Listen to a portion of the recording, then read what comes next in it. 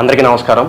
ఇవాళ మనతో ప్రముఖ ఆస్ట్రాలజర్ జ్యోతిష్య పండితులు మాడుగుల శివప్రసాద్ గారు మనతో ఉన్నారు. జూన్ నెలలో ఏ రాశుల వారికి ఎలా ఉంటుందో ఒకసారి ఆయన మాటల్లో తెలుసుకుందాం. గురుగారు నమస్కారం. ఆశీర్వచనం నాయన. గురుగారు, జూన్ నెలలో ఒకసారి రాశి ఫలాల గురించి ఒకసారి కాస్త వివరించండి గురుగారు. శ్రీ మహాగణాధిపతయే నమః. ఐం మహాసరస్వత్యే నమః. శ్రీ లలితాంబికాదేవ్యే నమః. రాశి ఫలాల కార్యక్రమములో భాగంగా జూన్ 1వ తేదీ నుండి నెలాఖరు వరకు 12 రాసుల వాళ్లకు కూడా ఎలా ఉంటుంది, ఏమిటి, ఏమి మేలు జరుగుతుంది, ఏమేమి పనులు చేసుకోవచ్చు అనేటువంటి విధి విధానాలు ప్రతి నెల చెప్పుకున్నట్టుగానే ప్రతి మాసము తెలుసుకునేట్టుగానే ఈసారి కూడా తెలియజేయటం అనేటువంటిది జరుగుతూ ఉన్నది. అయితే మామూలుగా కొంతమందికి మిశ్రమ ఫలితాలు కానీ కొన్ని రాసుల వాళ్లకు చాలా బాగుంది అని కానీ చెబుతూ ఉంటాం ఆయా గ్రహస్థితుల యొక్క దృష్ట్యా. అయితే ఏది ఏమైనా రాసుల ప్రకారముగా అందరికీ బాగుండినను లగ్నము ఏ లగ్నములో అయితే పుట్టి ఉంటారో, అందరూ ఒకే లగ్నానికి పుట్టి ఉండరు కదా, అందుకని ఏ లగ్నంలో పుట్టి ఉన్నారో చూసుకుంటే కొంతమందికి బాగా జరగవచ్చును, కొంతమందికి మధ్యస్థముగా జరగవచ్చును, కొంతమందికి రాసుల ప్రకారంగా బాగుంది అని చెబుతున్నారు కానీ గురువుగారు మాకేమీ అలా జరగటం లేదే అనేటువంటి భావనతో కూడా ఉంటారు. అయితే అందుకని వ్యక్తిగతమైనటువంటి జాతకాలను ఎక్కువగా మనం చూసుకోవాలి అనేటువంటిది ఉంటుంది. అంటే date, time, date of birth, time of birth, place of birth అనేటువంటివి ఉంటే క్షుణ్ణముగా మొత్తముగా పరిశీలన చేసి చెప్పుకోవచ్చును ఎప్పుడూ కూడా.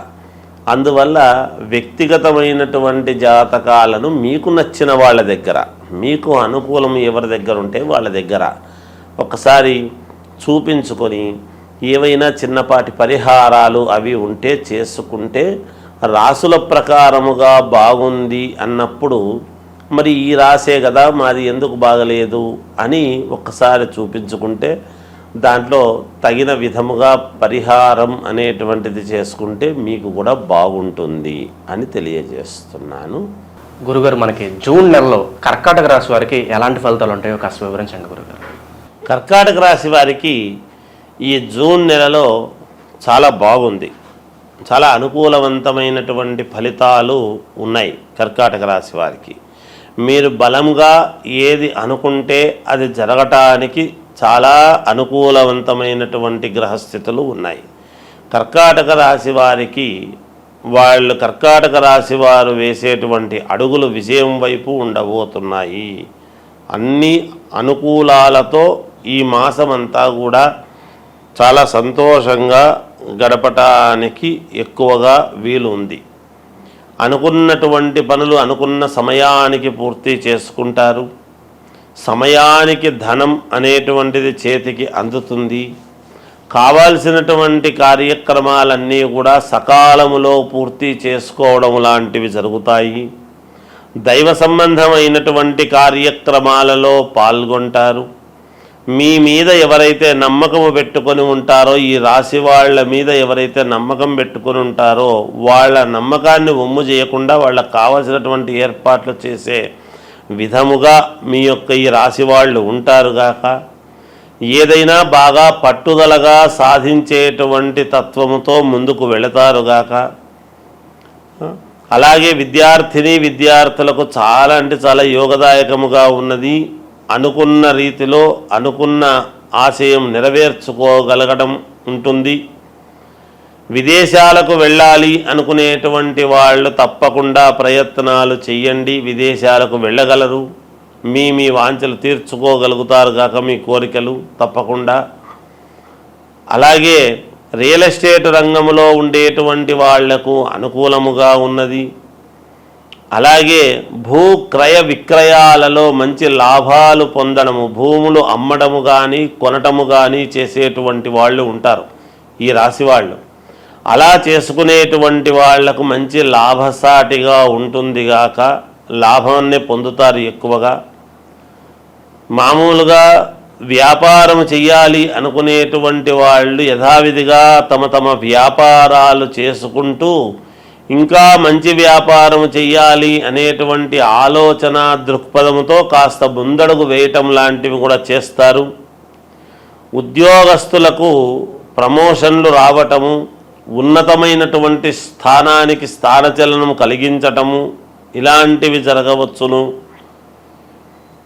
ఇంకా సినిమా రంగములో ఉండేటువంటి వాళ్లకు అనుకూలముగా ఉన్నది.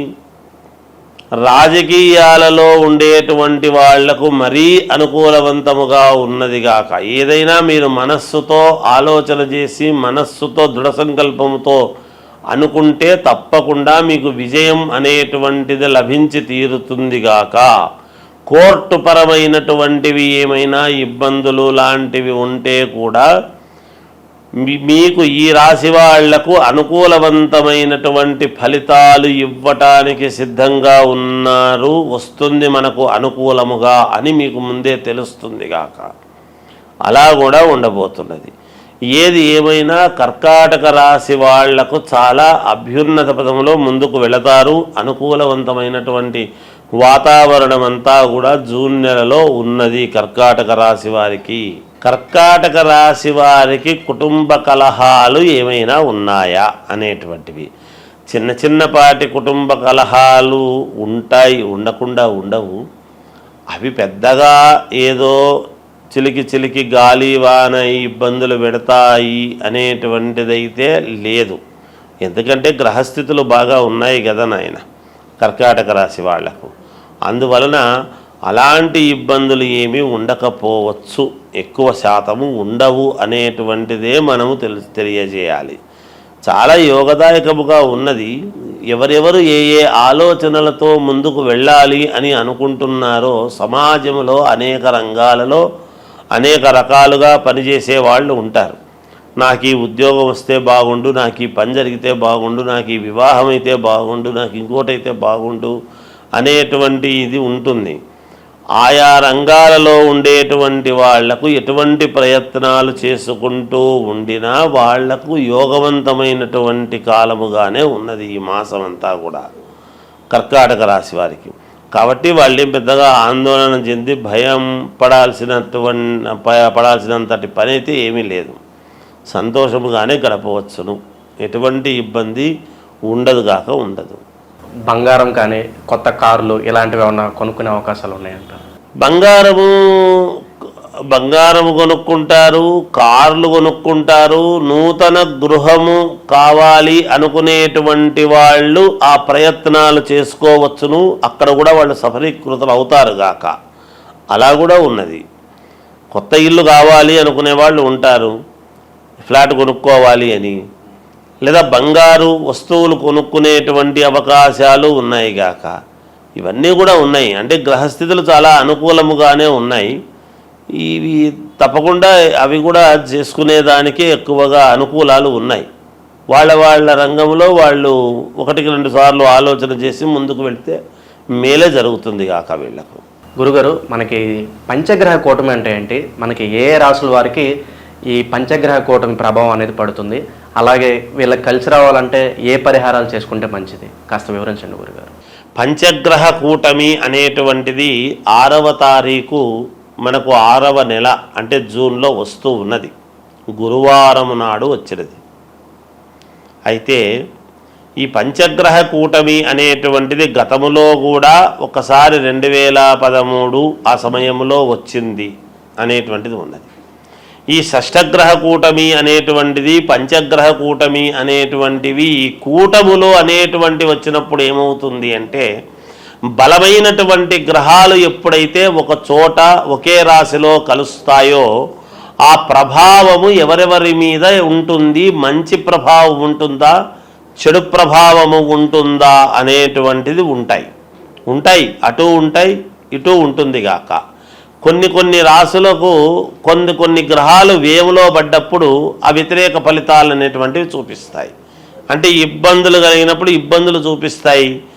సవ్యమైనటువంటి చోట మిత్రుడి స్థానంలోనూ అనుకూలమైనటువంటి స్థానంలో ఉన్నప్పుడు అనుకూలవంతమైనటువంటి చూపిస్తాయి. అవి ఏ ఏ గ్రహాలు అనేటువంటిది ఒక్కసారి మనం ఆలోచన చేసుకోవాలి. ఏమిటి అంటే రవిచంద్రులు కాలగమనానికి రెండు అనుకూలమైనటువంటివి. ఉదయము మామూలుగా సూర్యుడి యొక్క ప్రభావము, రాత్రికి చంద్రుడి ప్రభావము. ఈ రెండు కాలాన్ని నిర్ణయించేటువంటివి కాబట్టి ఈ రెండు గ్రహాలు ఒక చోట ఉంటే బుధ ఆదిత్య యోగం అనేటువంటిది మన అందులో బుధుడు కూడా ఉన్నాడు.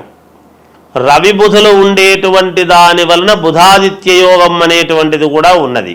అలాగే శుక్రుడు అక్కడే ఉన్నాడు, గురువు అక్కడే ఉన్నాడు. మొన్ననే 1వ తారీఖు వృషభంలోకి గురువు వచ్చినటువంటి సంగతి కూడా అందరికీ తెలిసిండేటువంటిదే. అందువలన ఇవి 5 గ్రహాలు అంటే గురువు, శుక్రుడు, బుధుడు, రవి, చంద్రుడు. ఈ 5 గ్రహాలు ఒకే చోట ఉండేటువంటి దాని వలన కొన్ని రాశులకు మహాద్భుతమైనటువంటి యోగం అని ఉన్నది.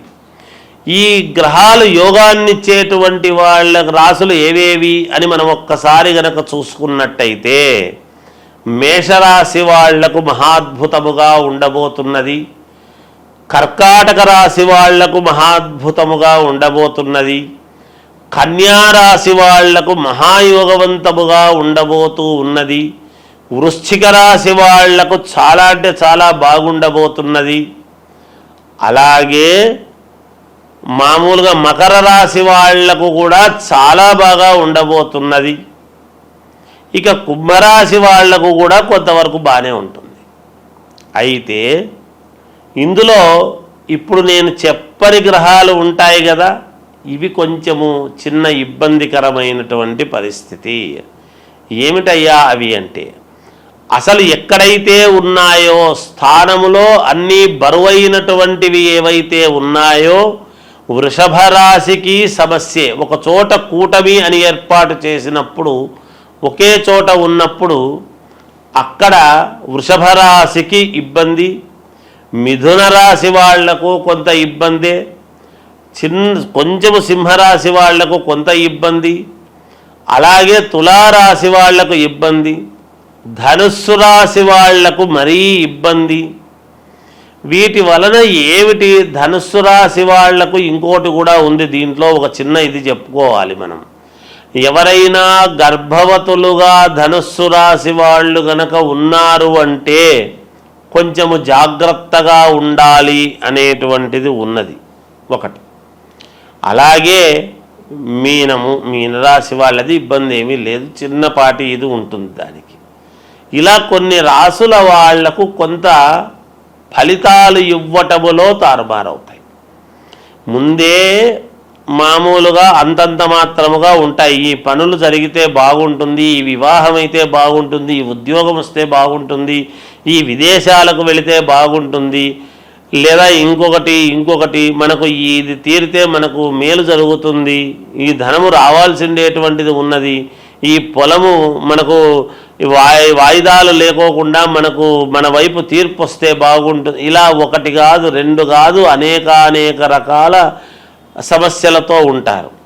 వాటన్నిటికీ కూడా ఒక్కసారిగా ఇన్ని గ్రహాలు ఇక్కడ ఉండేటప్పటికీ కొన్ని చెడు ఫలితాలు అనేటువంటివి ఇస్తాయి కదా.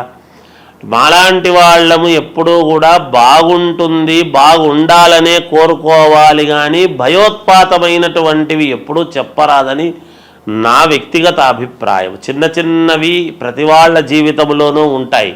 ఉన్నంత మాత్రాన అవి పర్వాలేదు, ఏం పర్లేదు, మీకు బాగుంటుందంటే మీకు మానసికమైనటువంటి సంతోషం ఉంటుంది. కానీ మీకు ఇది బాగాలేదు, అది బాగలేదు అని చెబితే ఎలాగబ్బా, ఆర్థిక ఇబ్బందులు అనేక రకాల సమస్యలతో ఉంటారు ఈ రోజులలో.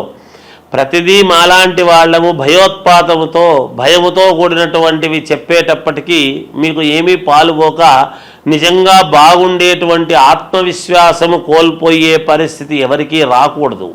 అందువలన చిన్నపాటి ఇబ్బందులు, సముద్రము అన్న తర్వాత అలలు, మానవ జీవితం అన్న తర్వాత ఒడిదుడుకులు ఉంటాయి, సహజం. అది దానికి ఎవరు భయపడక్కర్లేదు.